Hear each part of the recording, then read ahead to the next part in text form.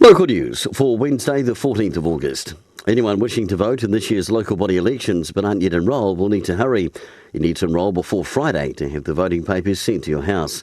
If you miss Friday, you can still vote in the local government elections if you're not enrolled, but you'll need to cast a special vote.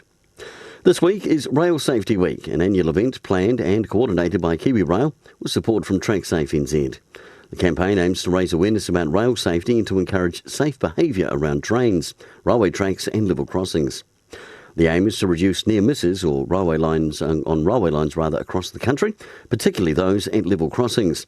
There were over 400 near misses last year between people in trains or vehicles and trains on railway lines across New Zealand, including Wairarapa. A region-wide strategy addressing on how to meet the wellbeing needs of Wairarapa's ageing community was launched yesterday at an event at the Carlton Event Centre. The Wairarapa Positive Ageing Strategy launch was attended by the Honourable Minister for Seniors, Tracy Martin, Wairarapa mayors, councillors and contributors, with the number of Wairarapa residents aged over 65 expected to increase by about 79%. And in sport, the Wairarapa Bush Secondary School's final takes place tonight with kick-off at 5 p.m. at Trust House Memorial Park. The Wairarapa College second 15 take on the Rathgear second 15 in the final. For local news and sport for Wairarapa TV, I'm Brent Gare.